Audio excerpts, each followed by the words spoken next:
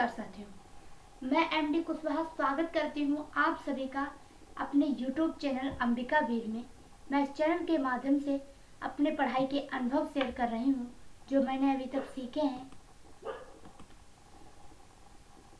तो चलिए बिना देर के स्टार्ट करते हैं आज का टॉपिक। जैसा कि आप देख ही चुके हैं कि आज हम पढ़ने वाले हैं कक्षा 10 हिंदी तुलसीदास जी का जीवन परिचय। आप लोग इसे करने के बाद कभी भी ये नहीं कहेंगे कि तुलसीदास जी का जीवन परिचय कठिन है। बिल्कुल इजी तरीके से मैं आपको याद करा दूंगी, इसे याद कर लेना है। और तो साथियों, स्टार्ट करने से पहले मैं आप सभी से एक छोटा सा रिक्वेस्ट करना चाहती हूँ, एक छोटा सा अनुरोध करना चाहती हूँ कि कृपया हमारी वीडियो अच्छी लगे तो लाइक कर दीजिएगा, दोस्तों में शेयर कर दीजिएगा और चैनल को सब्सक्राइब जरूर कर लीजिएगा। तो स्टार्ट करते हैं तुलसीदास जी का जीवन परिचय। आप इससे पहले अपनी नोटबुक में लिखना, क्योंकि मैंने सारे पॉइंट मेन पॉइंट लिखे हैं और आप इसे नोटबुक में लिखने के बाद फिर आप पढ़ लेना एक बार। और वैसे आप इस वीडियो को देखने के बाद आपको ज़रूरत ही नहीं पड़ेगी याद करने की, क्योंकि इस वीडियो में ही मैं आपको पूरा जीवन परिचय याद करा दूंगी। तो स्टार्ट करते हैं। गोस्वामी तुलसीदास के जन्म के संबंध में विद्वानों में बहुत मतभेद है। गोस्वामी जी का जन्म संवत 1554 से सन 1532 की श्रावण शुक्ल पक्ष सप्तमी को चित्रकूट जिले के अंतर्गत राजापुर नामक ग्राम में माना जाता है। इनके पिता का नाम आत्माराम दुबे और माता का नाम हुलसीता। इनके जन्म के संबंध में निम्नलिखित दोहा प्रसिद्ध है। 1554 से कालिंदी के तीर श्रावण शुक्ला सप्तमी तुलसी धरो सरी। देखिए, आप लोगों को 15 से 54 से कालिंदी के तीर श्रावण शुक्ला सप्तमी तुलसी धरो सरी इसे याद रखना है, क्योंकि इसे नहीं भूलना है। ये अगर आपको याद है तब आप जीवन परिचय बड़े आसानी से लिख पाएंगे। ये याद करने के बाद फिर मैं बताती हूँ क्या करना है। 1554 से कालिंदी के तीर श्रावण शुक्ला सप्तमी तुलसी धरो सरी। देखिए, यहाँ से हमें 1554 ये मिल गया उनका संवत 1554। कालिंदी के तीर, इनका जन्म जो है वो कालिंदी के तीर हुआ था, तो इसलिए लिखा है कालिंदी। 1554 कालिंदी के तीर और श्रावण शुक्ला सप्तमी तुलसी धरो सरी। देखिए, 1554 विषय कि श्रावण शुक्ल पक्ष सप्तमी को, श्रावण शुक्ल पक्ष सप्तमी को यहाँ से मिल रहा है। श्रावण शुक्ल पक्ष सप्तमी को तुलसीदास जी ने मतलब जन्म लिया था। और कहाँ लिया था ये याद रखना है आपको। तो चित्रकूट जिले के अंतर्गत एक राजापुर नामक ग्राम है, वहां पे इनका जन्म हुआ था। ठीक है, इस दोहे को याद करने के बाद आपको इनका संवत भी याद हो जाएगा 1554 से, और श्रावण शुक्ल पक्ष सप्तमी को हुआ था। देखिए, श्रावण जो सावन का महीना होता है, हम सावन बोलते हैं लेकिन उसे शुद्ध श्रावण लिखते हैं। शुक्ला का मतलब शुक्ल पक्ष, जो उजाले की रात होती है, ठीक है, उसे शुक्ल पक्ष बोलते हैं। और सप्तमी जानते ही हैं कि हम जो बोलते हैं अपने हिंदी में, ठीक है, वो सप्तमी। 1554 से, तो आपको यहाँ से याद रखना है संवत उनका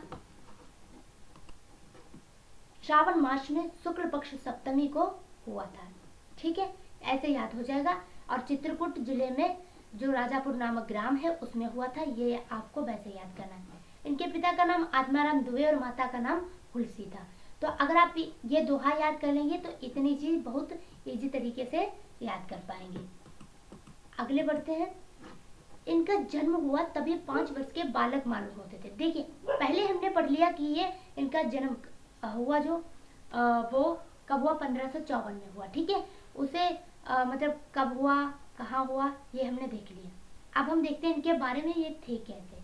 तब देखिए, इनका जन्म हुआ तब ये 5 वर्ष के बालक मालूम होते थे। कितने वर्ष के? 5 वर्ष के। और सभी दांत भी मौजूद थे। और जन्म लेते ही इनके मुख से राम का शब्द निकला और लोग इन्हें राम बोला कहने लगे। ठीक है, राम का शब्द निकला, इसीलिए इन्हें कहते हैं राम। और बोला का मतलब बोला, ठीक है, बोला, राम बोला, तो लोग इन्हें राम बोला कहने लगे। माता पिता ने राक्षस समझकर डर से इन्हें त्याग दिया, क्योंकि कोई भी बालक हो जब जन्म लेगा और उसमें इतनी सारी विशेषताएं दिखेंगी बड़ी अजीब सी, तब माँ बाप तो डर ही जाएंगे। तो ऐसा ही उनके साथ भी हुआ। फिर इसके बाद इन्हें मतलब माता पिता ने तो त्याग दिया, फिर इन्हें जो इनका पालन पोषण है वह मुनिया नाम की दासी ने किया, और ज्ञान व भक्ति की शिक्षा संत बाबा नरहरि दास ने दी। ठीक है, आपको याद रखना है कि जब जन्म हुआ तब 5 वर्ष के बालक मालूम होते थे, सभी दांत मौजूद थे, और जन्म लेते ही राम का शब्द निकला, इसीलिए राम बोला कहने लगे। तो ये सब जब हुआ तब माता पिता ने राक्षस समझकर इन्हें त्याग दिया। इसके बाद इन्हें एक मुनिया नाम की दासी ने पाला पोषा, और ज्ञान और भक्ति की शिक्षा जो है वो संत बाबा नरहरि दास ने प्रदान की। ठीक है, इतना क्लियर है, कोई भी डाउट नहीं रहा होगा। ठीक है, उसके बाद में इनका विवाह रत्नावली के साथ हुआ। देखिए, पहले हमें याद रखना है वो दोहा, दोहा से हमें उसका लिखना है उनका मतलब जन्म कब कहाँ हुआ। ठीक है, उसके बाद में दोहा याद रखने के बाद में फिर हमें यह याद रखना है कि ये जब इनका जन्म हुआ तब ये 5 वर्ष के बालक मालूम होते थे, दांत सभी मौजूद थे। ठीक है, और मतलब उसे जो हमने पीछे अभी पढ़ा है वो याद रखना है। अब याद रखना है कि इनका विवाह रत्नावली के साथ हुआ था। अब इनका विवाह याद रखना है, विवाह के बारे में भी बहुत रोचक कहानी है इनकी, तो उसे याद रखना है कि इनका विवाह रत्नावली के साथ हुआ था। एक बार रत्नावली तुलसीदास को बिना बताए मायके चली जाती है, और तुलसीदास जी को पता चलते ही वह प्रेमवश अर्धरात्रि में ही आंधी तूफान का सामना करते हुए उनके मायके पहुंच जाते हैं। तो देखिए क्या हुआ कि जैसे हमारे यहाँ भी होता है कि जब पत्नियां बिना बताए मायके चली जाती, ऐसे ही तुलसीदास जी की पत्नी भी रत्नावली वो इन्हें बिना बताए मायके चली जाती हैं। और जब तुलसीदास जी को पता चलता है कि वो मायके गई हैं तो वो उनसे बहुत प्रेम करते थे, इसीलिए वो अर्धरात्रि यानी कि आधी रात्रि में ही आंधी और तूफान का सामना करते, मतलब कुछ भी नहीं देखते, आंधी तूफान का सामना करते उनके मायके पहुंच जाते हैं। और वहां इनकी पत्नी रत्नावली ने क्या करती हैं, इन्हें बहुत फटकारती हैं, और उसी फटकार की वजह से इन्हें वैराग्य उत्पन्न होता है। तो देखिए, कुछ लोगों ने तो इसे देखा भी होगा, क्योंकि कहीं रामायण या मतलब ऐसी जगहों पे इनका तुलसीदास जी का वो दिया गया है, तो कुछ लोगों ने इन्हें देखा भी होगा। तो इतनी चीज याद रखनी है कि इनकी पत्नी का नाम रत्नावली था। एक बार वो बिना बताए मायके चले जाते हैं, तुलसीदास जी भी चले जाते हैं, उनके मायके पहुंच जाते हैं। तो वहां इनकी जो पत्नी होती है रत्नावली, वो इन्हें बहुत फटकारती हैं, और उसी फटकार की वजह से इन्हें वैराग्य उत्पन्न होता है। उसके बाद में क्या करना है कि आपको अब सबसे बड़ी चीज फिर से कि मृत्यु याद रखनी है। तो मृत्यु के लिए आपको करना है ये वाला दोहा कंप्लीट। संबत 1680 अस्सी गंग के तीर, श्रावण कृष्णा तीज सनी, तुलसी तजो सनी। कि संबत 1680, ठीक है, संबत कितना था 1680। श्रावण, देखिए श्रावण कृष्णा का मतलब कृष्ण पक्ष, तीज का मतलब तृतीया, जैसे कि उसमें सप्तमी था। ठीक है, शनि का मतलब शनिवार के दिन, 80 का मतलब यहाँ 80 गंग के तीर 80 घाट पर। ठीक है, 80 गंग के तीर 80 घाट पर तुलसीदास जी जो हैं वो राम राम कहते परमात्मा में विलीन हो जाते हैं। ठीक है, कब? संबत 1680। और इसे याद करने के लिए मैंने बता ही दिया कि आपको करना है ये दोहा। संबत 1680 80 गंग के तीर, श्रावण कृष्णा तीज सनी, तुलसी तजो सनी। पूरा दोहा ये कह रहा है कि संबत 1680 था, और कहाँ 80 घाट 80 गंग के तीर यानी कि 80 घाट पर, श्रावण का मतलब श्रावण का महीना श्रावण, कृष्णा का मतलब कृष्ण पक्ष, तीज का मतलब तृतीया, शनि का मतलब शनिवार को तुलसी जी ने अपना शरीर जो है वो त्याग दिया, यानी कि वो परमात्मा में विलीन हो गए। और फिर याद रखनी है आपको इनकी एक प्रमुख रचना, क्योंकि जब पेपर में पूछा जाता है तो वहां पे एक रचना भी पूछी जाती है, या ऐसे पूछा जाता है कि एक कृति लिखिए, तो वहां पे आपको लिखना है रामचरित मानस। ठीक है, इनकी प्रमुख रचना रामचरित मानस। तो देखिए एक बार मैं आपको बता देती हूँ कि आपको कैसे करना है। आपको करना है, हमने बताया ही कि आपको पहले तो वो दोहा याद करना है जो पहले दिया है 1554 ईस्वी वाला। कौन सा? 1554 ईस्वी वाला। ठीक, ये वाला याद करना 1554 ईस्वी। तो इसी से आप उनका जन्म लिख लेंगे कि संवत उन्हें आपको याद हो जाएगा 1554 था उसी दोहे से। ठीक है, कितना था? 1554। और उसके बाद में हमने देखा कहाँ हुआ था? कालिंदी के तीर हुआ था, दोहे में ही उल्लिखित है कालिंदी के तीर।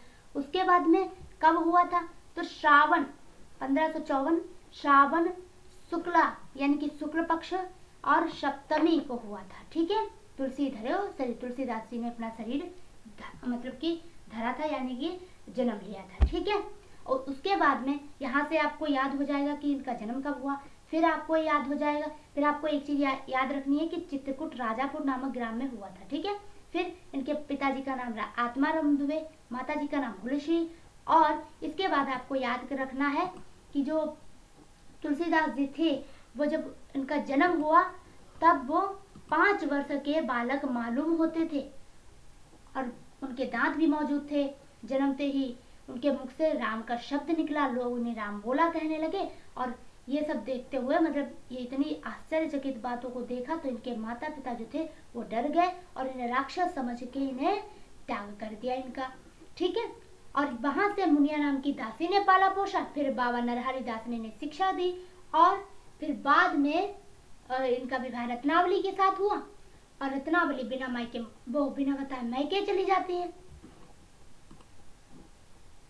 तुलसीदास जी को पता चलता है तो वो भी उनके मायके पहुंच जाती हैं। ठीक है, जब वो भी पहुंच जाते हैं तो वो जो रत्नावली थी वो उन्हें तुलसीदास जी को बहुत फटकारती हैं कि आपको धिक्कार है, आप यहाँ चले आए। तो ये सब होता है। ठीक है, और बाद में वो दोहा याद रखना है संवत 1680 गंग के तीर, तो उससे आपको मृत्यु याद हो जाएगी। ठीक है, इतना करना है और बिल्कुल इजी तरीके से सब हो जाएगा। तो साथियों आज के लिए बस इतना ही, मिलते हैं अगली वीडियो में। और आपकी कोई डिमांड हो तो आप हमें कमेंट बॉक्स में बता सकते हैं, मैं उस पर वीडियो बना दूंगी और आप तक पहुंच जाएगी।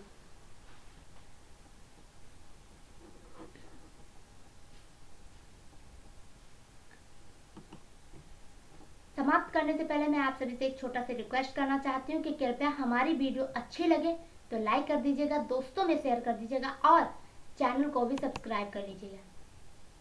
धन्यवाद।